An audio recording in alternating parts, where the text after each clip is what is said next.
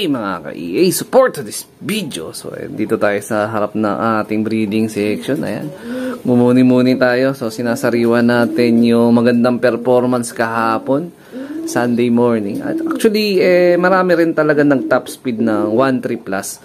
So para sa atin, at least nakasabay na si Franco sa speedan ng 1.2. So maganda ako sa pinakita niya kahapon. Ayan. Medyo hindi na tayo nag-vlog kahapon kasi di ko na-expect na magaganon yung speed niya. Plano ko mag-abang mga around yung 1,000 speed o 1,1 pababa speed. So yun nga lang, ginulat niya ako. So napanood niyo naman siguro sa ating Facebook page. Ayan, papakita ko na lang din dito yung pinaka video niya kahapon. Ayan. Ayun na nga, si Franco, the boy cut off. Ba't ang bilis mo ngayon? Nandito na siya. Maliligo pa lang ako eh. Dapat mamaya pa ako mag-aabang kasi ang alam ko medyo late ka uuwi eh. And siya. Kaya pala ang ingay-ingay na ng Flyers Loop. Nandito na pala yung bida natin. Ayan na, sure ball na yung pangkarga natin para sa first lap derby.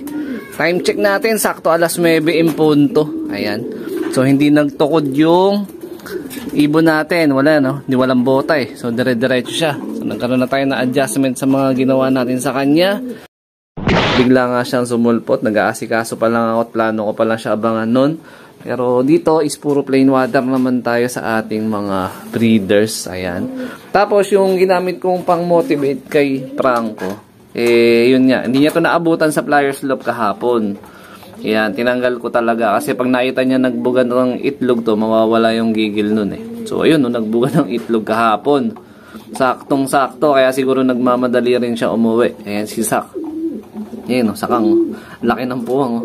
Pero may lipad sa akin to hanggang Quezon, Chaong ata or Sariaya. Parang ganun. Hindi ko na maalala. Kasabayan pa to ni Batusay nung nilipad ko. Way back 2021. Tinigil ko lang kasi nga nagka-one night cold. Nahirapan ako mag-recover sa kanya.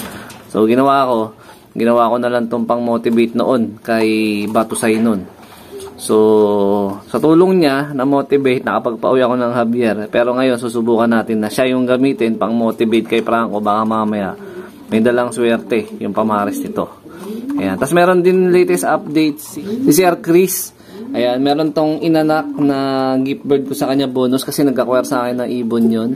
So, nililipad niya ngayon yun. Yung iba, ginawa niya yung stock bird eh. Yung gift bird ko sa kanya na to, meron siyang update. Yun, uwi daw ng uwi. Ayun, maraming salamat sa pag-update. Meron na rin itong lahi, may nag-update na rin sa akin, nakatawid na rin ng dagat, parang summer, around summer. Ayan, tawid dagat. Yun nga lang, finisher lang. Ayan, so congrats sa mga nag-update. Pwede na! Tapos meron lang tayo ditong pasaway na ibon. Ayan, Flyers natin to eh. Ayan, nagiinom sa alulod ng mga nakaraan. Ayan, sama ng timpla niya kahapon. Pero ngayon, buo na ulit yung dumi niya. Ayan, All Herbs Probiotic lang yung binigay ko sa kanya maghapon kahapon. Ayan. Pero bukas ko pa ito ibabalik sa Flyers Loop. Baliw kasi ito eh. Inom ng inom sa alulod. Siya lang namumukod tangi sa lahat ng Flyers ko sa alulod uminom ng tubig. Pasaway. Pinapractice ko kasi yan sa matinding uhawan eh. Hindi nakatiis. Uminom sa alulod. Pasaway. Ayan. So, dito naman yung mga pang-out, pan-deliver natin this coming week. Sa Wednesday, sa day off ko, papadeliver na natin yung mga young bird. Yung isa mapupunta ng Quezon, yung isa mapupunta ng Pampanga, yung isa Cavite. Ayan, yung tinamaan sa pa-trending bird. So, droppings check tayo. Ayan, yung droppings sa mga YB natin. Ayan, so pasintabi na lang sa mga kumakain. Siyempre, alagang All Herbs Probiotic yan, mga kalapatid. So, ayan. So, kahapon, All Herbs Probiotic pinagbibigay ko dyan eh. So, ngayon, plain water sila. Naka-ready na lahat ng plain water. Nakakain na yan. Tapos, siyempre, may bagong pisa tayo dito. Ayun. Ito yung pinakapuno natin nung ating tawag nito, Javier Leyte. Ayan, meron siyang bagong pisa. Ayun si Batusay cross dito sa Abuyog Leyte. Ayan, Jersey. Shoutout kay Preston Rosales. Ayan Ayun, dalawang young bird Saan na? Ayun. Ayos. Isang araw yung gap. Yung isa napisa ng October 13 kahapon. Yung isa kanina lang. Ayan pa ngayon shell. Ayan. So, syempre, dumako tayo sa ating kinukondisyon at binabalik sa tamang postura. Syempre, walang iba. O hindi, ang ating ibon na si Franco. The boy cut off. Ayan, shoutout dun sa mga solid supporters natin. Tsaka sa mga solid haters natin dyan. Ayan. Ayan. So, ito na si Franco natin. Ayan, nakapaglinis tayo dito. Medyo basa-basa pa nga yung kanilang ano eh. Ayan, yung sahig ng perch. Ayan, malilinis na. Maganda droppings niya. Nung arrival, talagang may nagtanong kasi, pangit daw yung droppings ni Franco nung arrival. Normal naman yun kasi wala pang kinain eh. Ayan, pero kanina nagdinis na ako, goods na yung droppings ng ating ibon na si Franco. Ayan siya. Namumuti na yung mga ilong nila, tapos namumulbos na rin yung kanyang balahibo. So, tutok tayo sa observation. So, kahit sabihin natin maganda droppings niya, maganda pa uwi niya kahapon, kailangan natin tutukan yung kondisyon niya maghapon. Tapos bukas na siya babalik low fly, tsaka toss. Ayan. So, Friday na yung load natin para sa ating first lap derby. Gawin dyan sa may La Union. So, 3 La Union na magkakasunod.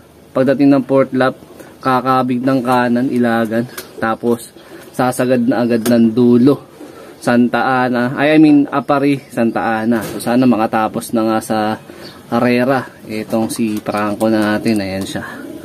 Medyo masama ang panahon ngayon eh. Ayan, makulimliman eh. Oh. Ayan oh. Buti nga, hindi kahapon nangyari tong ganito eh. Mahina pa naman sa Ismasyan si Franco. So pagdating talaga sa Ismasyan, doon ko siya napapansin na mahina. Naka-cut off siya. Pero, ang kagandahan, umuwi. No? Kahit naka-cut off. Ayan oh, may droppings na nga nalaglag dyan. Ayan oh, solid. Ayan. Ito pala, shoutout na nga pa rin pala kay Sir Kelvin. Ayan, ito yung ibon na in-acquire niya na ako ang maglilipad. Lahi pa rin yan ng Javier.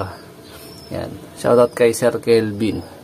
Ito kapatid to ni Franco. Ayan o, Milky Bar. Kapatid niya sa tatay. Sa Stop Banrit. Yan. Lilipad natin to either summer or next year, next season ng NDR. Ayan. Of color. Inbreed na to. Inbreed ng Stop Banrit. Ito, kalahati Stop Banrit. Kalahati Gilema. Ayan, bloodline ni Sir Dennis Palma. Ayan, shoutout kay Sir Dennis Palma. Tapos, mga MacArthur Bandit natin, syempre, malapit na yung South eh. Pagkatapos ng North, automatic. South na yung kasunod na training yan. Ito si Natnat, oh, kahawig niya si Batusay. Lolo niya yun eh. Ayan oh, lolo niya na. Kamukha niya talaga si Batusay ah. Ngayon ko lang napagtanto, hawig na hawig niya yung lolo niya. Pati sa kulay ng ito. Hindi, mas may pagka-dark yun pala, tingin ko. Ayan o, pati yung sa yung marka niya sa muka. Ayun o. Yung marka niya doon sa may ibabaw ng ilong. Ayan, kaparehas niya yung lolo niya. Ayan. So sana parehas din ngayon na maging performance sa karera. Ayan, good luck sa magiging races natin. Is coming South. Ayan, excited na rin ako sa South, pero excited na rin ako sa ipapakita na performance nito ni Boy Cut Off. Ayan. Medyo marami-rami na rin pinagdaanan na Ismasyan. No? Nahirap na mga karera. So sana lumusot na tayo sa BBCM. Ayan. So, ayan, good luck sa lahat na maglilipad sa BBCM. Almost 25,000 birds. So, tayo nag-iisang ibon ang ating ililipad. Hoy, yan o, lambingan pa kayo dyan so hopefully makasungkit man lang kahit complete lang yung super set winner. Franco, ikaw na bahala yung pares mo ibabalik ko this coming week. Ayan, abangan mo pang dagdag motivation para sa ibon natin na si Franco.